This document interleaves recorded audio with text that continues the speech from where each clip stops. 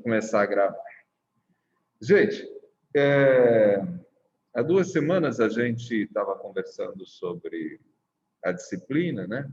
Fizemos um primeiro encontro introdutório e a gente combinou de fazer nesse primeiro encontro, digamos, aula 100%, né? Porque o outro a gente fala um pouquinho de planejamento. A gente combinou de falar um pouquinho sobre a história da imprensa, né? Porque é um aspecto que vocês me parecem que não chegaram a aprofundar. E aí eu vou falar um pouquinho sobre jornalismo. É um conteúdo que daria um semestre para a gente discutir. Então, vou fazer só, assim, muito rapidamente, mas para vocês terem uma noção, que eu acho que é legal, né? É legal de saber, né? É interessante saber, é um assunto bem legal de saber. A gente está numa atividade profissional que tem uma história, né? E essa história ela sofre mudanças ao longo do tempo, vai sendo ressignificada, digamos assim, né? Então, vamos lá, vamos tentar entender. O Wesley chegou por aqui também. Wesley, se você mostrar a cara, quem está aqui na sala vê você um pouquinho. Peraí. Coloca a roupa, não aparece pelado, não, porque ninguém merece. Exatamente. Ai. Mas dá uma. Na hora que você aparecer aqui, a gente já começa. Aê! Olha lá o menino. Tá no escuro. Tá dormindo aí. É que essa lâmpada aqui é muito quente. Deixar muito tudo ligado, esquenta, e tá um calor danado hoje. Não, hoje está quente, mas para quem está aqui, está no ar-condicionado, entendeu, Wesley? A gente está privilegiado, cara. Então... O meu amigo João está com o ventiladorzinho ali funcionando a 1000 por hora. O ventiladorzinho está sofrendo. A gente está no ar aqui. Mas obrigado, Wesley, está mostrando a carinha aí para a gente. Eu vou compartilhar agora o PDF que eu fiz, ou quer dizer, o PowerPoint que eu fiz, só para vocês terem uma noção. Como eu disse, para vocês é um breve resumo, bem resuminho mesmo, uma coisa bem básica. Ó, como fica para mim quando eu estou compartilhando lá. Então, um breve resumo aqui da história do jornalismo. Esse está no AVA, tá, gente? Esse material está no AVA. Eu já coloquei lá. Mas, com certeza, o que está lá é só apontamento. Vocês vão ver que é bem apontamento, bem rapidinho. Eu vou falar muito mais do que necessariamente está aqui. Deixa eu ver se já está gravando. Não. Se vai gastar no total? Ao longo do ano, você vai gastar umas 2 matérias. Mas vamos lá. Então, vamos lá, gente. Um pouquinho da história. Para a gente começar a pensar jornalismo, a gente precisa dizer o seguinte. Isso que a gente conhece como jornalismo hoje, é algo que tem como referência o modelo norte-americano que foi criado no século XIX.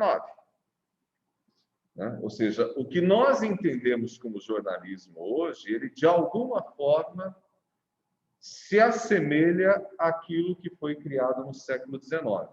Então, por mais que a gente tenha algumas manifestações e já consideradas jornalismo antes do século XIX, é só no século XIX, com os americanos, que a gente vai ter, digamos, a formatação desse modelo. E por que isso é importante? Porque o modelo que nós temos de jornalismo hoje é um modelo de negócio, né? Isso é um modelo de negócio.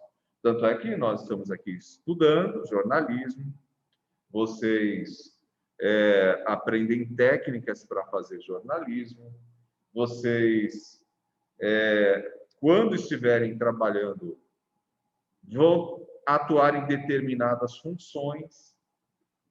E até o século XIX isso nem existia, né? A pessoa podia ser editora, repórter, ela podia ser um monte de coisas, sem contar que os conteúdos não eram escritos com entrevistas. Vocês devem recordar que ontem eu falei para vocês, na aula de assessoria, que nós utilizamos na assessoria um pouquinho não, né? Completamente a técnica jornalística para fazer um release, por exemplo. É a mesma técnica de apuração, que envolve pesquisar e envolve entrevistar fontes, né? Ou seja, ter contato com pessoas. Isso quem inventou foram os norte-americanos. Até antes disso, não era assim. Então, o jornalista fazia aquilo que hoje muita gente acha que nós ainda fazemos, né? Senta e escreve uma matéria, sem ter conversado com ninguém. Jornalista não faz isso. Jornalista só produz conteúdo a partir de um fato que efetivamente ocorreu, ou de algo que esteja acontecendo na sociedade, que faça parte do cotidiano da sociedade, e a gente vai lá, pesquisa sobre aquilo. E além de pesquisar sobre aquilo, a gente conversa com pessoas sobre aquilo.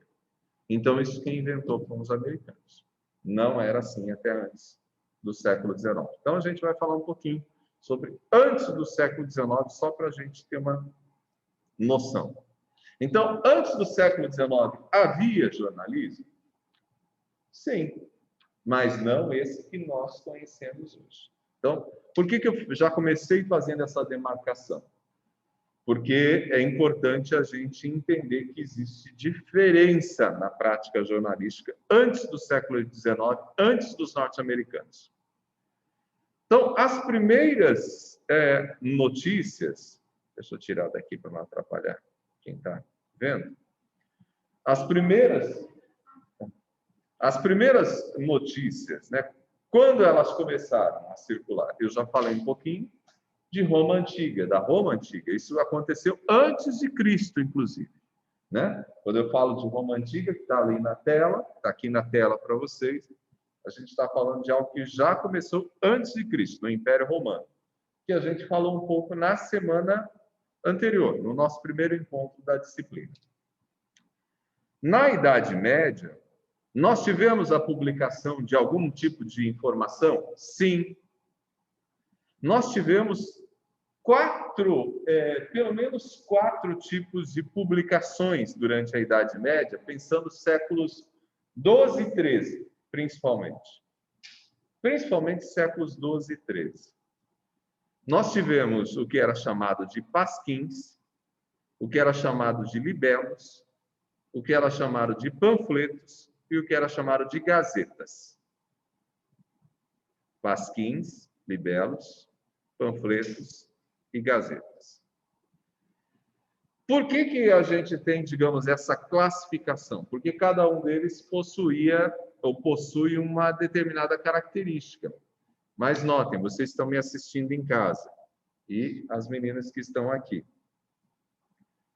Quando essas publicações eram feitas lá atrás, na Idade Média, elas não tinham essa identificação de gênero. Estão entendendo? Quem publicava não falava assim, vou fazer um pasquim. Hoje nós chamamos de pasquim aquilo que era publicado. Nós classificamos, nós organizamos. Isso que tinha essa característica eram pasquins, isso eram libelos, isso aqui eram panfletos, isso aqui é gazetas.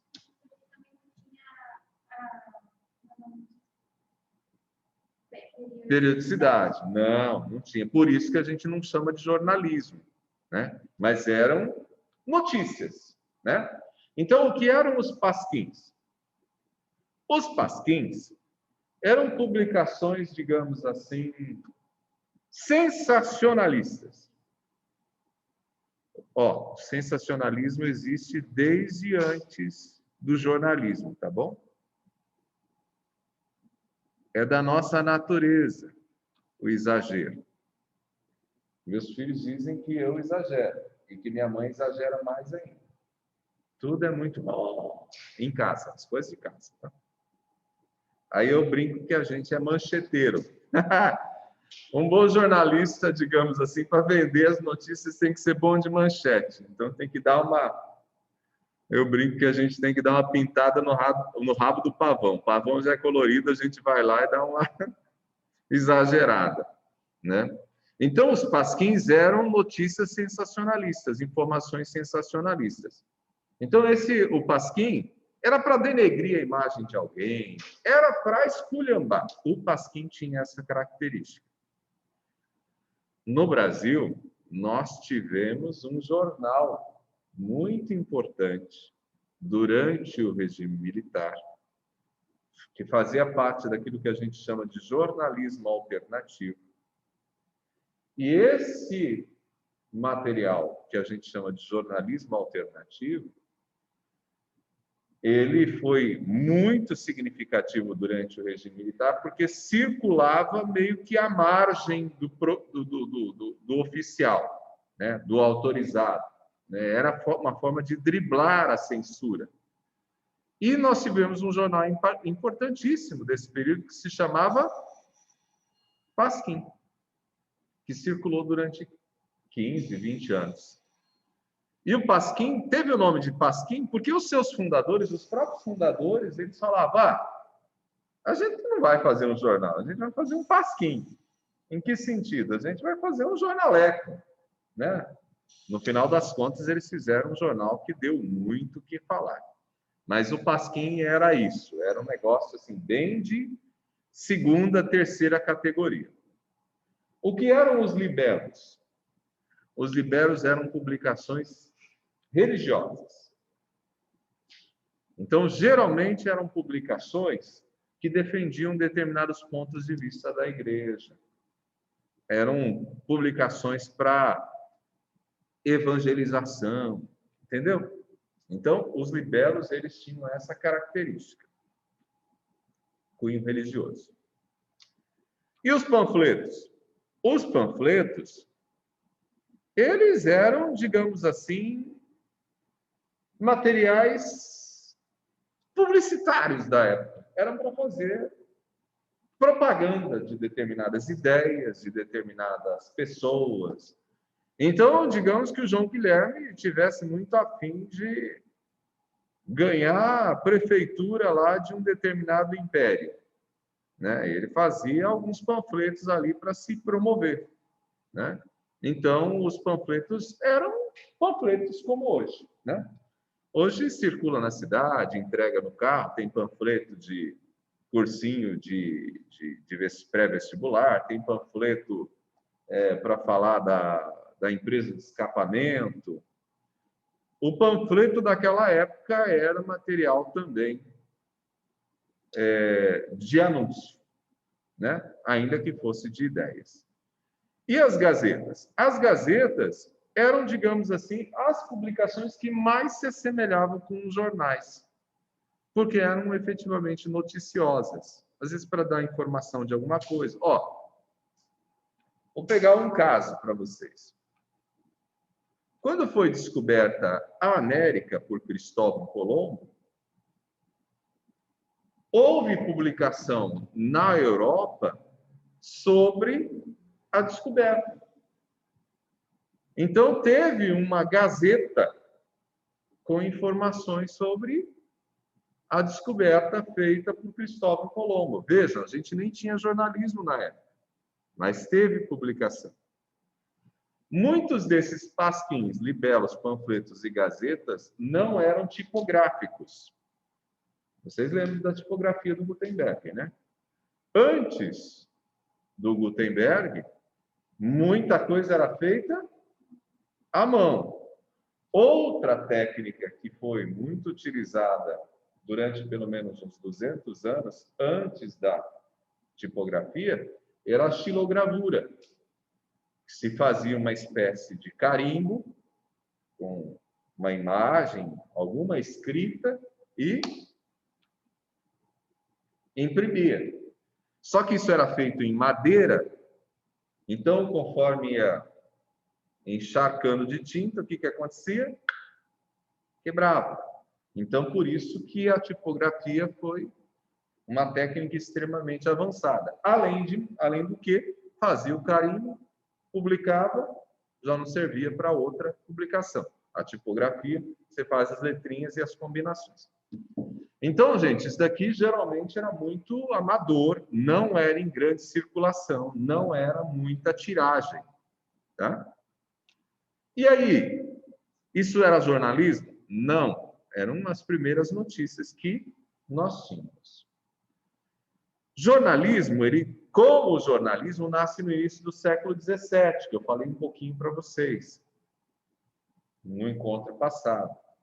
Por que a gente vai chamar de jornalismo? Porque no início do século XVII, você tem aquilo que caracteriza basicamente o jornalismo: periodicidade, diversidade de informações. Então, não é só um assunto, tem mais de um assunto, né? Então, periodicidade, diversidade de conteúdos. E uma terceira característica é a formatação, uma espécie de padrão visual, né? Uma espécie de identidade visual. Ou um nome, ainda que não tenha identidade visual, um nome para identificar. Ó, isso daqui é a Gazeta de Maringá. Então, vai publicar na semana que vem uma outra coisa, com outras notícias, com o nome de Gazeta de Maringá. Então, é algo que organize, digamos assim, aquela publicação. Então, o jornalismo ele é sustentado como origem por essas três características: periodicidade, a organização visual, com um nome, e o terceiro, a diversidade de conteúdos, de informações. Isso só surge no início do século XVII. Pensado estrategicamente, pensar assim, vou criar um jornal? Não! Os caras que começaram a publicar jornais, eles pediam, contando a historiazinha assim de forma resumida, na Alemanha, o cara que criou, ele chegou e falou, olha, a gente precisa ter algum tipo de informação para poder, né, ajudar as pessoas e tal. E ele pediu autorização do governo, porque a informação sempre foi controlada, se podia fazer a publicação regular de acontecimentos que envolviam a política, a economia, principalmente o mercado da época. E aí começou a publicar. Ninguém falou assim um dia, vou criar um novo tipo de negócio. Não. A circulação de informações ela não foi pensada como negócio inicialmente. Por isso que a gente fala que jornalismo como negócio, como a gente conhece hoje, é coisa de americano. Foram eles que criaram. A gente chega já lá. Então, vamos lá. Dando sequência. Então, olha só. O que motivou o surgimento da imprensa na Europa no final da Idade Média, início da Idade Moderna, se deu a partir de algumas transformações estruturais. O desenvolvimento do comércio interno, está vendo a questão do negócio? O aparecimento das indústrias, renascimento e expansão urbana, ou seja, mais gente morando nas cidades, criação das universidades, ou seja, as pessoas estavam cada vez mais sendo educadas, e a formação de uma nova elite cultural, ou seja, intelectual. Ou seja, mais gente conhecendo, sabendo, lendo, consumindo informações. Então, a necessidade de informação, ou seja, foi uma necessidade da própria sociedade que fez com que surgisse a imprensa na Europa. Então, não foi algo pensado, foi uma necessidade, uma resposta a uma necessidade da própria sociedade. Olha aí, Wesley, dorme não, filho. Olha só, pensando em imprensa, não em jornalismo, eu trouxe alguns dados, que não lembro se foi o Wesley que perguntou, ou quem foi que perguntou. Não, foi o Maurílio que comentou. Eu trouxe só isso daqui para vocês perceberem do ponto de vista de colônias, né? Ó, as colônias espanholas, a ocupação ocorreu entre mais ou menos 1519. Quando que a gente começou a produzir publicações, não jornalismo? Publicações, livros, por exemplo, tipografia, né? Circular conteúdos. 1533, ó, só 14 anos depois, né? Na América Inglesa, ou seja, onde começou, né, digamos assim, a colonização, 1620. Vocês devem lembrar que aquilo que a gente chama de Estados Unidos hoje não foram descobertos pelos ingleses, foram descobertos pelos espanhóis. Não foram os ingleses que descobriram a América, foram os espanhóis. Só que os ingleses chegaram aqui, dominaram um pedaço e aos poucos foram dominando. Então, na década de 1620, os ingleses eles começaram a América Inglesa. E já 18 anos depois, começamos com a imprensa na América Inglesa. 105 anos de diferença entre isso, entre o surgimento da imprensa e o início das publicações. E na América Portuguesa, a colonização começou em 1532 e nossas primeiras publicações só em 1808. Então, até nisso nós somos atrasados. Viu? Hoje a gente fala assim, por que a gente é tão devagarzinho? Os caras demoraram 275 anos para poder trazer imprensa para cá. Imagina se a gente ia ser esperto. Alguns dos expoentes do jornalismo pós-século XVII, para a gente pensar. Olha só. A Alemanha é o berço da imprensa com Gutenberg. Foi ele que criou a tipografia. Vocês devem lembrar. Em torno de 1450. Com a publicação de livros, com a possibilidade da tipografia, gente, nós revolucionamos o conhecimento. Isso aqui só é possível em função do Gutenberg. E olha só que coisa incrível que o Gutenberg fez.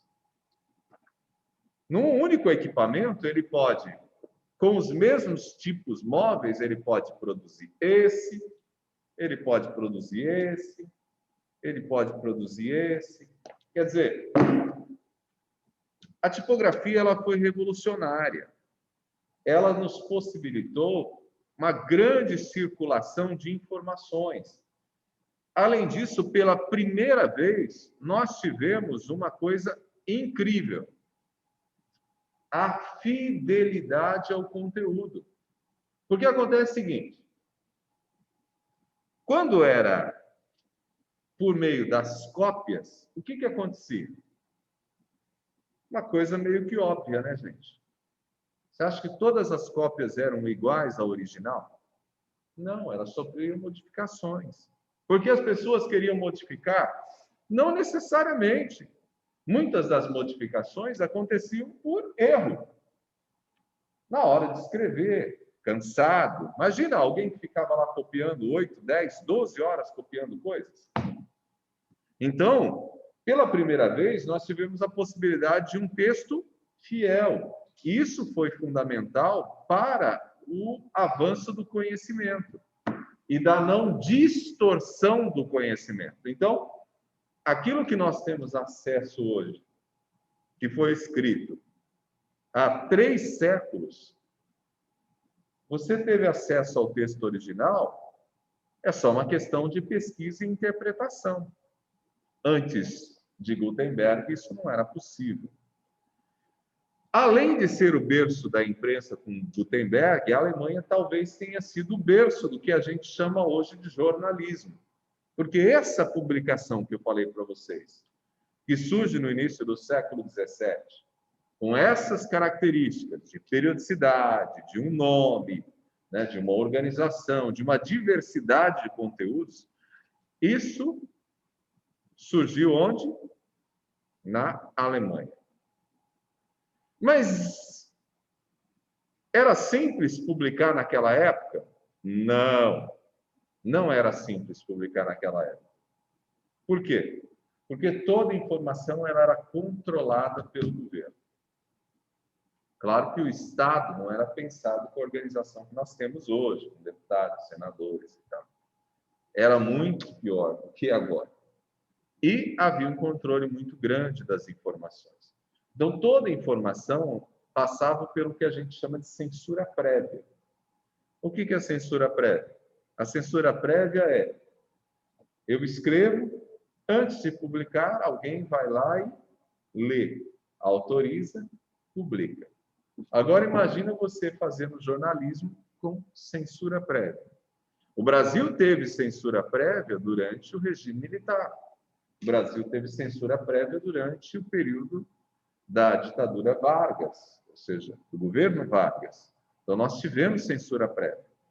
Mas, ainda assim, a Alemanha conseguiu ser um espaço bastante produtivo de informações, de conteúdos noticiosos, e a imprensa alemã até hoje é uma referência importante para a gente, embora ela seja muito diferente da imprensa brasileira e da imprensa norte-americana, né? Inclusive no campo da opinião, né? Outro país importante para a gente foi a França. A França, por que eu falo que o modelo é chamado de modelo normativo e funcional no século XVII? Porque a imprensa de lá era, digamos assim, tem uma expressão que a gente usa no jornalismo que é chapa branca, né? O que é ser chapa branca? É ser fria em relação aos governos, é ser fria politicamente, é ajudar, digamos, a sustentar o regime de governo. Então, foi assim o primeiro século da imprensa francesa. Mas a imprensa francesa, ela foi fundamental na literatura e na cultura. Para vocês terem uma ideia, todas as publicações que deram origem ao que a gente chama de Revolução Francesa, todas as publicações, elas nasceram dentro do jornalismo, como reflexão intelectual sobre o modelo de sociedade. Então, boa parte daqueles grandes pensadores do século XVIII, eles publicavam nos jornais daquela época. Não textos combativos politicamente, eram textos voltados para o pensamento. Então, o jornalismo era um jornalismo muito intelectual. E a França foi importante nisso, porque ela deu para a gente um modelo de prática jornalística dentro do campo intelectual, né? Em que pessoas, digamos assim, importantes do pensamento publicavam ali suas ideias. Então, a França foi fundamental nisso. Mas também sofreu muita censura, o conteúdo. Outro país importante, e esse a gente vai gastar um pouquinho mais de tempo nele, a Inglaterra. Por que a Inglaterra é importante? Porque o jornalismo na Inglaterra foi um jornalismo mais combativo. Então, o que significa isso? Era um jornalismo que estava mais ligado às discussões dos problemas da Inglaterra. Havia mais enfrentamento. A Inglaterra tinha censura? Tinha. A Inglaterra chegou a ter tentativa de censura, inclusive na publicação de livros. Até para a publicação de livros houve tentativa de censura na Inglaterra. Mas sempre houve resistência.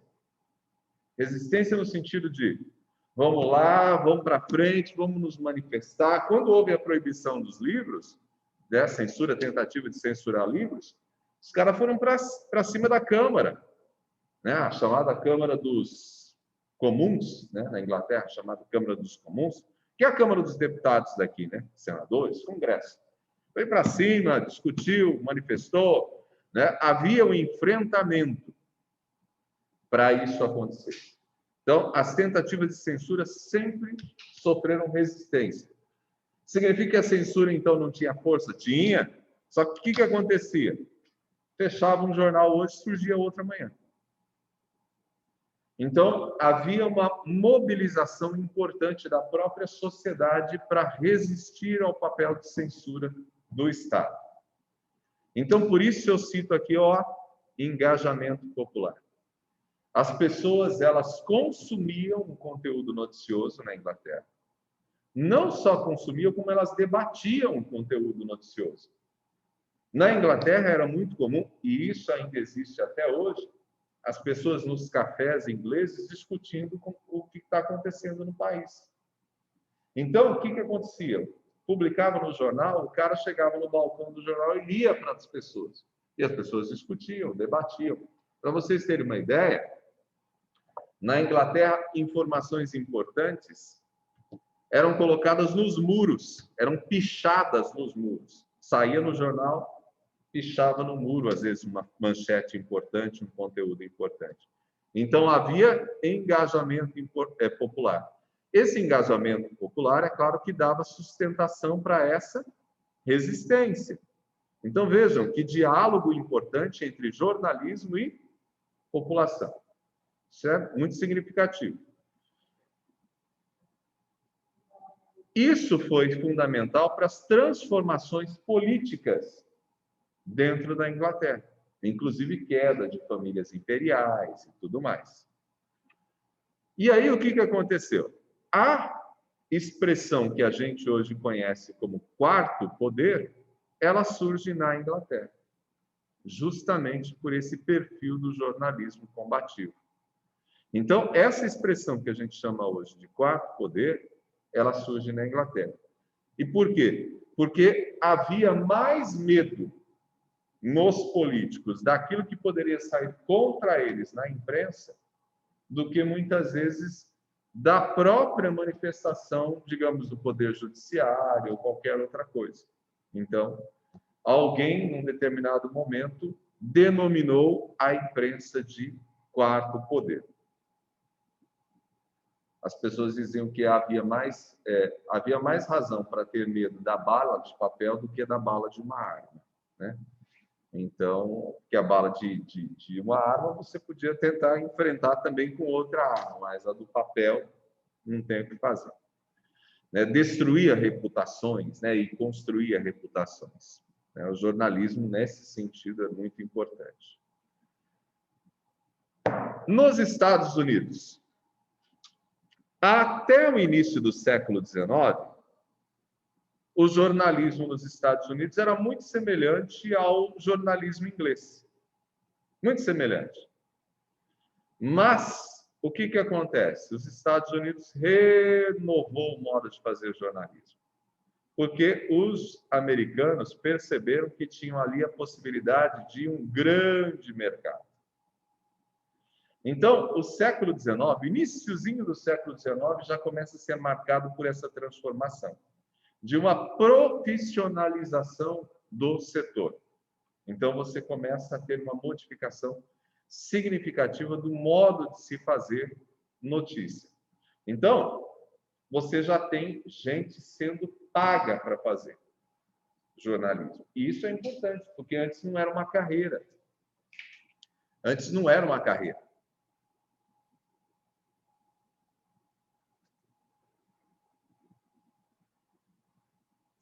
Então, não havia, digamos, até o século XIX, essa coisa de pagar pessoas, de lucrar com aquilo.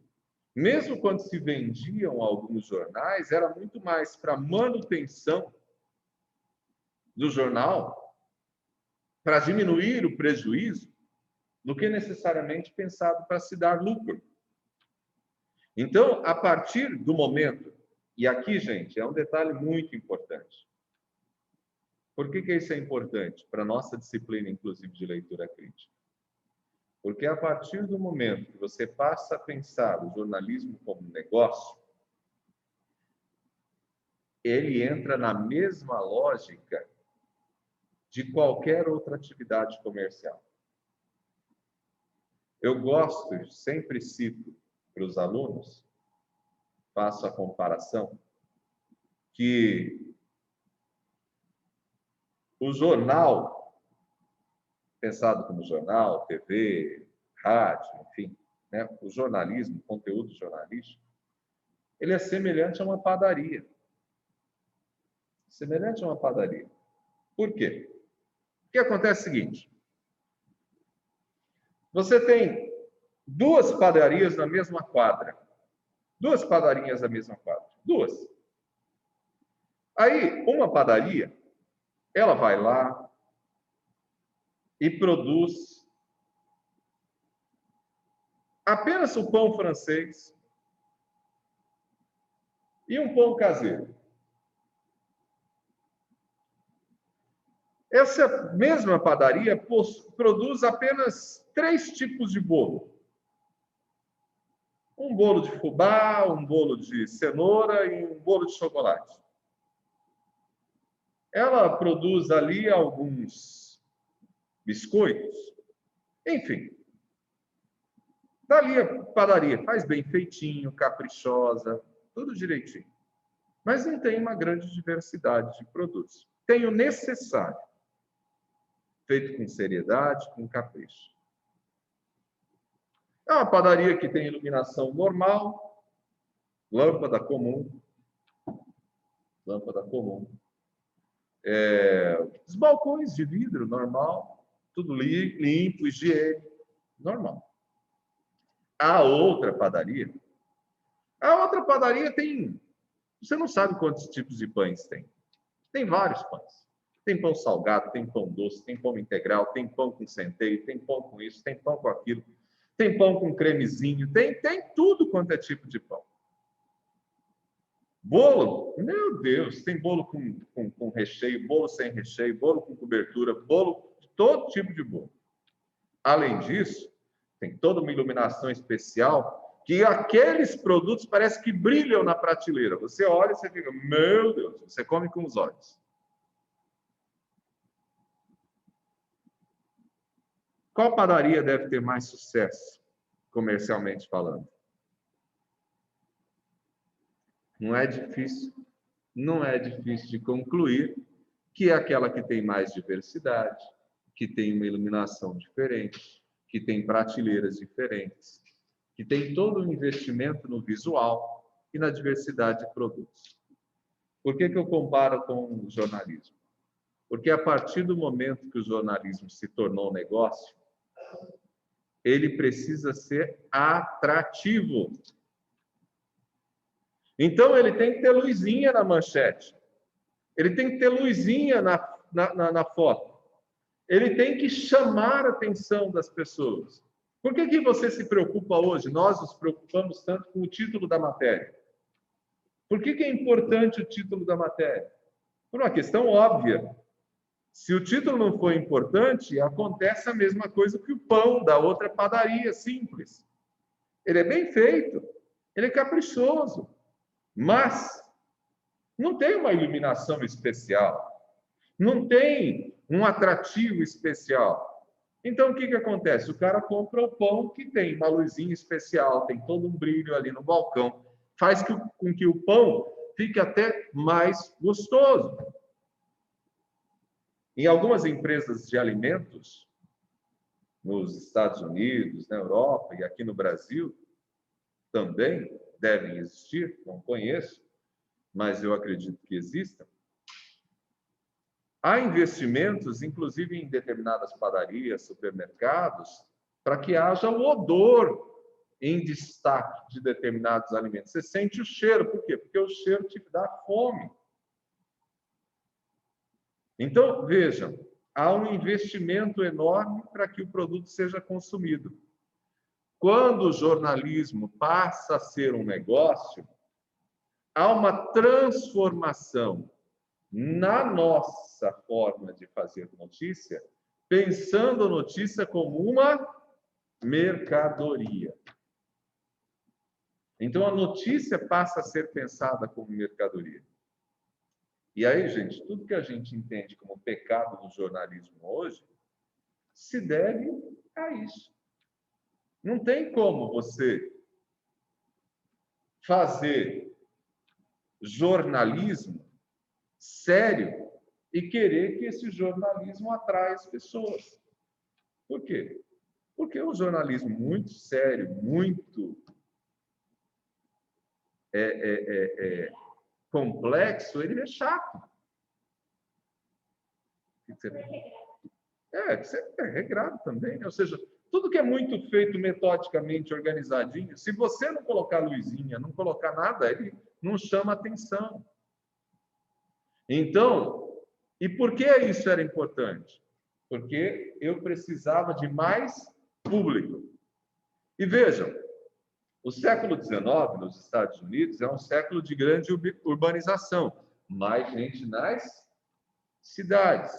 Outra coisa que está acontecendo, mais gente estudando, então mais gente alfabetizada. Então, você tem mais gente com potencial para ler notícia. Os conteúdos noticiosos, até então, eles eram lidos, consumidos por um grupinho de pessoas. A maioria dos jornais, gente, de sucesso, a gente não está falando de jornais sem sucesso, a gente está falando de jornais de sucesso. A maioria dos jornais de sucesso tinha tiragem de 1.000 exemplares por dia. 1.000 exemplares. É nada. Né? Pensando hoje no que muitas publicações alcançam. Né? Os grandes jornais tinham 1.000 publicações diárias, 1.000 semanais. E agora, mas você tem cidades com 300.000 pessoas, por que você não alcança 300.000? Por que você não alcança 10.000? Então, foi percebido o potencial que isso tinha de alcance das pessoas. Mas era uma elite que consumia. Agora eu quero alcançar o povo todo. O que eu tenho que fazer? Popularização do noticiário. Então, o que acontece? Ampliação dos conteúdos editoriais. Então, eu começo a me preocupar em dar notícia como era lá atrás, na Idade Média, né? Lá nos pasquins. Eu vou colocar notícia sensacionalista. Por quê? Porque fofoca todo mundo adora. Né? Sangue, então, vixe, nossa. Né? Assassinatos. Né? Mulher mata marido a machadada. Ô, cara, esse negócio rende. Funciona. Além disso, foi percebido que trazer conteúdo para as mulheres é importante. Né? Aí eu vou falar, a gente está falando do século XIX, tá, gente? Então, o que eu vou falar? Vou falar do que ela pode usar no cabelo, do tipo de roupa que usa. Então, começa a ter publicações com foco diversificado. Então, há uma popularização do noticiário com ampliação dos conteúdos editoriais, porque o foco era em conteúdos de consumo popular. Né? Isso é muito legal de se pensar. Além disso, foi simplificado, gente, títulos, aumentada a fonte, sabe, o tamanho da letra, né? Tudo para chamar a atenção. Gente, era muito comum, chega a ser engraçado, porque no Brasil, inclusive, a gente tem, na internet a gente acha alguns exemplares. Era muito comum você ter na capa do jornal o início da matéria, e ela vai. E ela continua na página 2. Isso era muito comum. Não tinha essa organização bonita de diagramação. Isso tudo foram os americanos que começaram a mudar. Por quê? Para a notícia ficar mais visível, mais... Aí a gente começa a colocar imagem. Claro que no começo não tinha foto, né? Mas você coloca ilustração. Aí quando chega, por exemplo, no finalzinho do século XIX, surgem os quadrinhos nos jornais, que são hoje, que é, digamos assim, os nossos antepassados, né, do cartoon, né, que é o antepassado desse tipo de HQs que hoje faz parte do dia a dia das pessoas. E esse é o mais antigo. O Yellow Kid, o menino amarelo. né? Esse é o Yellow Kid, que foi o primeiro personagem, digamos assim, de quadrinhos para jornal, né? E ele surgiu, gente, como resposta a uma guerra entre dois grandes impérios já de jornais no final do século XIX. Dois grandes impérios de jornais. Nós tínhamos o William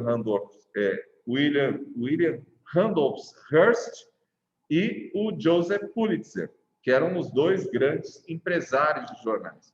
Mas, gente, até chegar aqui, esses caras fizeram tantas mudanças no jornalismo que os jornais que antes publicavam 1.000 exemplares dia passaram a publicar 1 milhão de exemplares dia.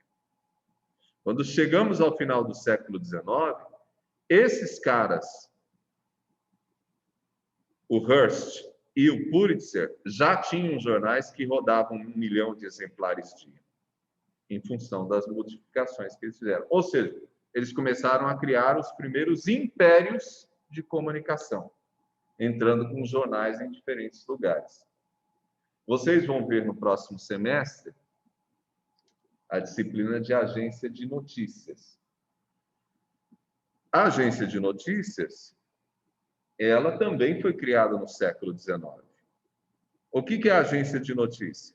A agência de notícia é uma organização jornalística que não possui jornal, ou até possui jornal, mas que vende os conteúdos noticiosos para vários jornais.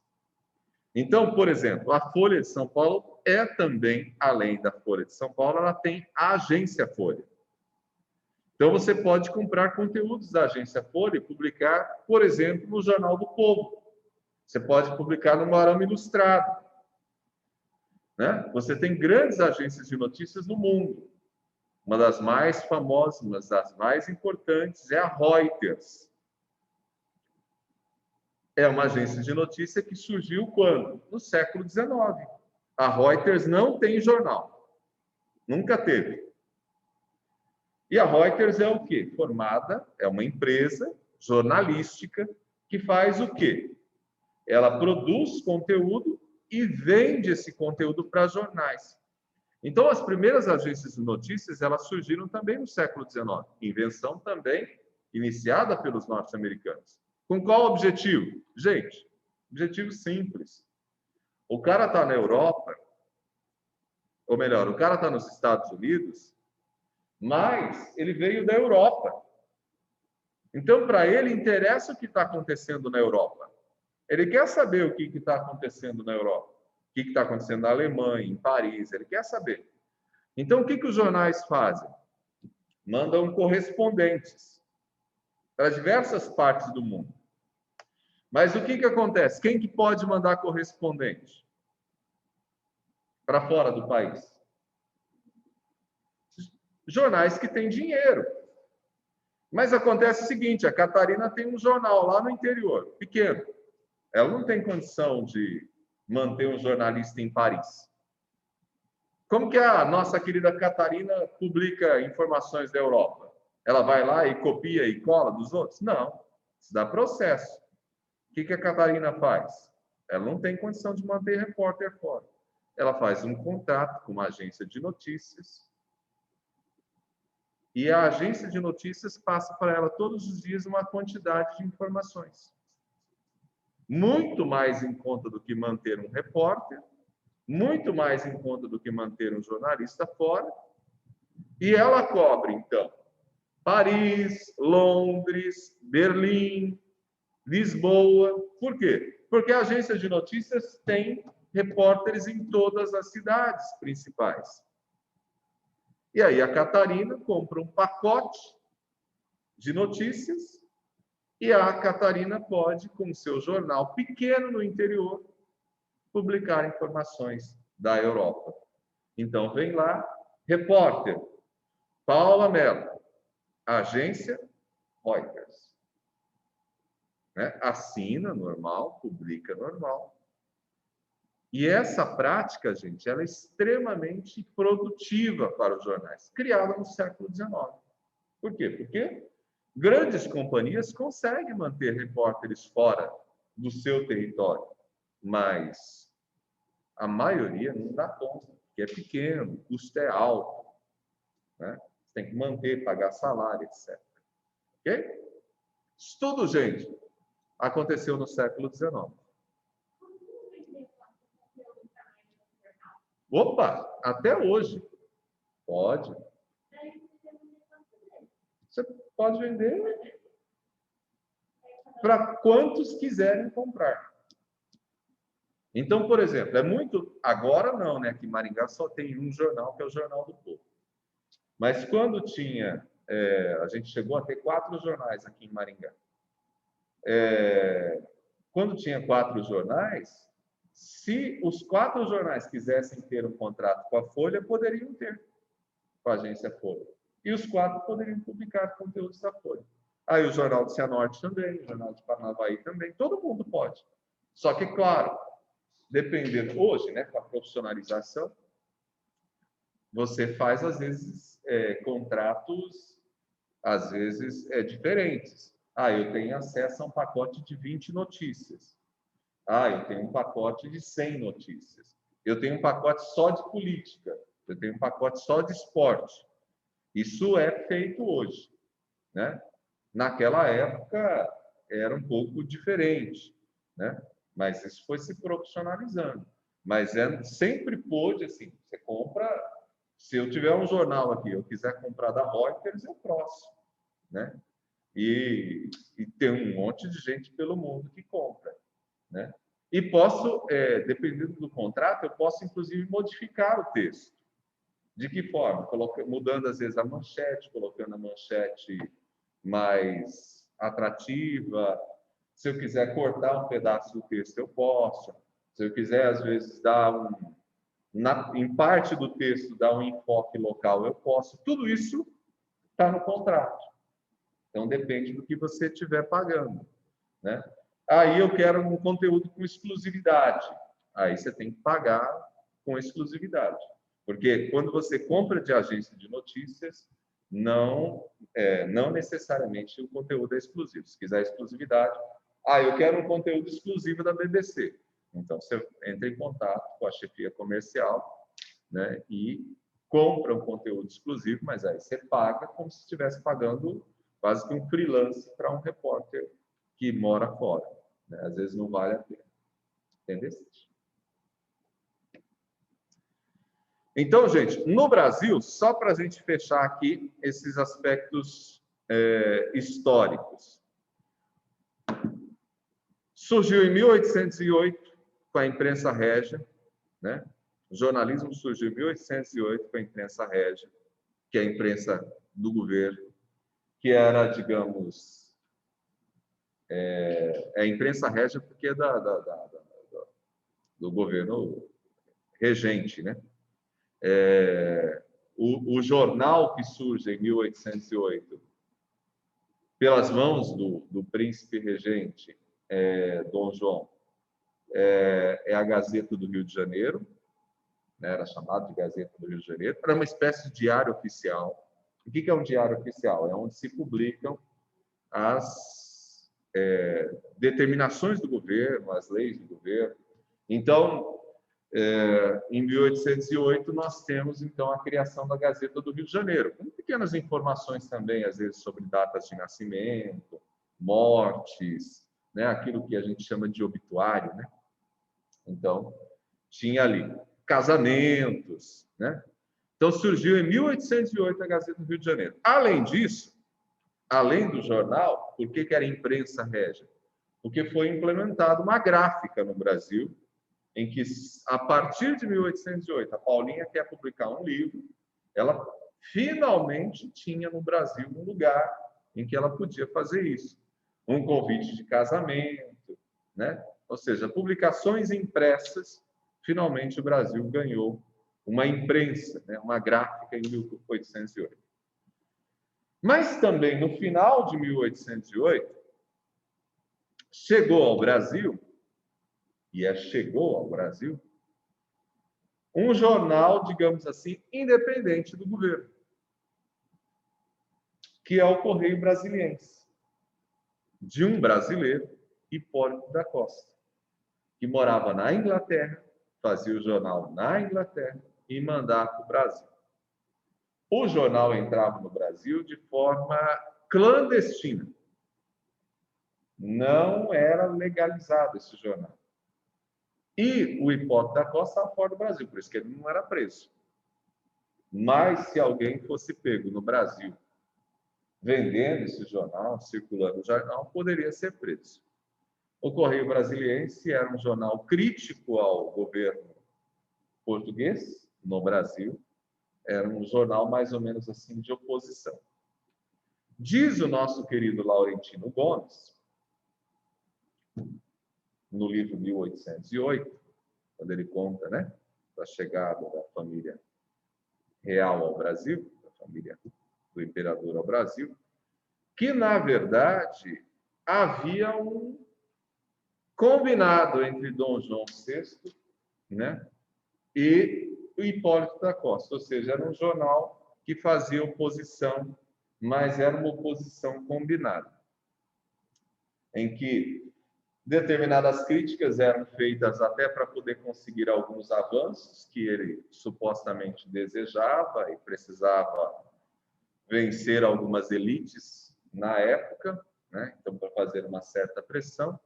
E, ao mesmo tempo, tinha um certo limite. A crítica só vai até aqui, não vai. E que havia dinheiro. Por isso que nunca ninguém foi pego, efetivamente preso. Mas o senhor Hipólito da Costa é considerado patrono da imprensa brasileira, ou patrono do jornalismo brasileiro. Ele era o homem do Correio Brasiliense. Quando o Brasil se torna independente, em 1822, as bandeiras defendidas por Hipólito da Costa morrem, e o jornal também deixa de circular. Tá? Então, o Correio Brasiliense foi, digamos, um primeiro jornal de oposição. No século XIX, o nosso jornalismo no Brasil foi bastante amador, mas, curiosamente, o Brasil tinha um jornal para mulheres no século XIX, né? O Jornal de Mulheres. Ele era um jornalismo feito por apaixonados, por militantes, não era um jornalismo profissional. Por que eram jornais, eu coloco ali jornais publicistas? Por que são jornais publicistas? Porque esses jornais defendiam causas, defendiam ideias. Não havia essa coisa que a gente conhece como objetividade jornalística. Eu quero falar de alguma coisa, entrevista a Paulo, entrevista a Maria Eduarda, entrevista a Catarina, entrevista do João. Não. Eram jornais em que se tomava partido e defendia coisas. Tanto é que durante a campanha pró-república, nós tínhamos jornais que eram chamados de jornais republicanos. Nós tínhamos jornais que eram chamados de jornais que eram pró-império. Nós tivemos jornais que eram pró-fim da escravatura. Nós tivemos jornais que eram pela manutenção da escravatura. Então, nós tínhamos jornais que eram publicistas. Eles davam visibilidade a determinadas causas. E, ó, preste atenção nisso. Isso se sustentou no Brasil até mais ou menos a década de 1950. Vejam, o Brasil teve jornais com essas características até mais ou menos 1950, de assumir determinadas causas, defender determinadas bandeiras. Isso que a gente chama hoje, né, de uma isenção jornalística, ou de uma, que até alguns ainda chamam, né, de imparcialidade do jornalismo, isso não era conhecido no Brasil até a década de 1950. Na maioria dos jornais, não. Será que é por isso que enraizado, muita gente fala, eu não vou assistir ao jornal, porque esse jornal só lê, esse jornal só fala mal do governo tal, ou não, porque tem que falar bem do governo tal, preso, assim? Olha, eu diria o seguinte, nós, no Brasil, talvez não comunicamos muito bem com as pessoas sobre as questões editoriais. Porque, por exemplo, a ideia da imparcialidade, como tem de parte da população, ela é uma ideia completamente equivocada. Primeiro, na sua natureza de imparcialidade, porque a imparcialidade é impossível, né? Ela é inviável, não existe. Né? Esse é o primeiro ponto. Um outro ponto é que é muito normal na Europa e também nos Estados Unidos até hoje ter jornais que se posicionam mais a favor de determinadas causas do que outras. E isso é compreendido por uma boa parte da população. No Brasil, as pessoas não conseguem entender isso como uma prática jornalística. Por isso, se a gente tomar como referência que até mais ou menos a década de 50, os jornais tomavam partido, era normal tomar partido, é até um tanto estranho que as pessoas não aceitem isso, né? Que os jornais tomem partido. Porque faz parte, digamos, fez parte da nossa história tomar partido, né? Defender determinadas causas. Talvez porque a gente, como eu disse, não comunica muito bem com as pessoas sobre as nossas plataformas editoriais, né? A gente não explica para as pessoas, não fala, olha, esse jornal faz jornalismo, mas o fato de fazer jornalismo não significa não ter posição. Porque não é porque a gente é jornalista que não possa ter posição. O que a gente não pode é deixar de comunicar isso às pessoas. Então, me parece que o nosso erro no Brasil é não comunicar com uma certa clareza que existem posicionamentos. E posicionamentos dentro de uma lógica, inclusive, editorial. Assim, olha, nós entendemos que... vamos colocar uma questão de gênero, que é bastante polêmica, né? E que, por exemplo, por sinal, a Gazeta do Povo tem feito de forma clara isso, né? A campanha, uma das campanhas publicitárias dos anúncios da Gazeta do Povo na televisão o Brasil 70%, 80% é contra o aborto. Mas a maioria dos jornais no Brasil é pró-aborto. A Gazeta do Povo se posiciona ao lado das pessoas, alguma coisa desse jeito. Essa é uma campanha de anúncio da Gazeta, em que ela, de alguma forma, está tentando comunicar ao seu público, dizendo, olha, editorialmente nós somos contra o aborto. Por quê? Porque a própria sociedade brasileira é contra o aborto. Então, nós também, editorialmente, nos colocamos contra o aborto. Isso é uma forma de deixar claro para as pessoas suas bandeiras, né? Se o jornal entender que é contra o casamento entre pessoas do mesmo sexo, ela só precisa comunicar isso, né? E aí você compra sabendo. Né? Então, no Brasil, isso é um pouquinho...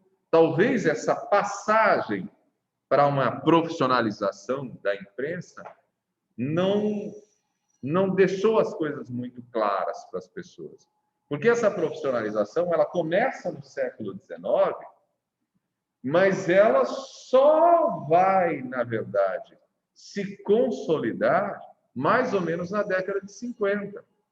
Um dos primeiros jornais que efetivamente se organizaram profissionalmente, ou se organizou profissionalmente, foi o jornal que a gente conhece hoje como Estado de São Paulo, que ainda no Império era chamado de província de São Paulo. E aí, depois, quando veio a República, se passou a chamar Estado de São Paulo. Foi um dos primeiros jornais em que o dono do jornal, o seu Júlio Mesquita, obrigou que o espaço comercial fosse separado do espaço editorial. Então, ele fez campanhas no jornal fazendo isso, discutindo, apontando os problemas. Então, ele e o Jornal do Brasil foram jornais que foram se profissionalizando, mas a maioria dos jornais, eles tomavam partido, eles assumiam bandeira. Assis Chateaubriand, que eu citei ontem para vocês, os jornais dele tomavam partido. O Assis Chateaubriand, por exemplo, ele tomou partido em função de uma verba comercial muito grande, se eu não estou enganado, da Texaco ou da ESSO, contra a Petrobras. O Getúlio Vargas E outras pessoas queriam que o petróleo é nosso, então vamos explorar. Criamos a Petrobras. Mas o Assis Chateaubriand usou toda a estrutura dele contra a criação de uma companhia brasileira, porque ele entendia que nós não tínhamos competência para ter a exploração do petróleo feita por companhias nacionais. Na verdade, ele estava recebendo verba de companhias petrolíferas estrangeiras para se posicionar dessa forma. Então, o Brasil tem essa memória de um funcionamento meio escondido. Quais são os interesses? Por que a gente não fala sobre eles? Né? Então, se eu me posiciono pró-Petrobras, por quê? Contra, por quê? Né? Então, o Brasil demorou muito nesse processo de profissionalização. E aí, o que a gente chama hoje de objetividade jornalística, ela só foi implementada mais ou menos nos anos 1950. Quando a gente tem o início do segundo governo de Getúlio Vargas e a chegada de um jornal que nasce por incentivo do próprio Getúlio Vargas, que é o jornal Última Hora, que vai se espelhar no jornalismo americano, do ponto de vista de manchete, organização editorial, separação de funções. Faculdade de jornalismo surge em 1947 no Brasil. Então, é quando começa a ter jornalistas formados que você começa a fazer a profissionalização dessa atividade no Brasil, efetivamente, com o conceito, inclusive, de objetividade jornalística. E o que é a objetividade? É esse lugar que o jornalista ocupa de não envolver-se com a sua pauta. Não envolver-se no sentido de não é ele o criador da pauta, no sentido de ele escreve o seu texto. Ele escreve ouvindo pessoas. O conceito de objetividade ele é um conceito que vem da ciência. O que faz o cientista? O cientista testa, experimenta, busca provas. E o que o jornalista deve fazer? Testar, buscar provas, observar, acompanhar, ouvir muita gente, verificar se é verdadeiro. Né? Até a implementação da objetividade jornalística era muito normal, assim, não gosto da Paula. Né? Por quê? Deduzia que a Paula, de repente, é uma pessoa que tem alguns vícios, vícios mesmo, né? Bebe alguns trens esquisitos e tal, né? Que ela pinta o cabelo de vez em quando de verde e escreve. Isso que a gente tem hoje circulando como fake news era muito a natureza do jornalismo brasileiro até mais ou menos a década de 50. Então, o próprio conceito de objetividade, ele é implementado mais ou menos na década de 50. Então, vejam, para a gente fechar o encontro de hoje, a profissionalização da imprensa brasileira demorou a acontecer. Vocês podem perceber quantas características diferentes nós temos do jornalismo nesse breve resumo da história do jornalismo. Isso tudo, gente, tem efeitos sobre a prática jornalística de um modo geral. Né? Então, a prática jornalística, ela é resultante dessa memória que está em funcionamento. Interesses comerciais, atravessamento pela motivação mercadológica, todos esses aspectos. E aí a gente começa a discutir no nosso próximo encontro alguns aspectos a respeito do discurso jornalístico. E aí eu vou começar, claro, tentando definir para vocês o que é discurso. Ok? Beleza, amores?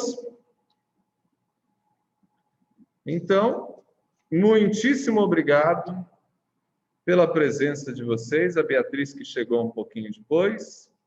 Eu só estou vendo ela agora aqui, o nomezinho dela. Se ela quiser mostrar a carinha para as pessoinhas que estão aqui na sala verem.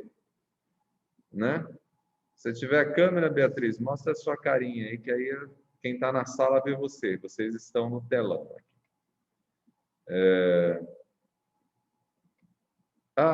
Diz que não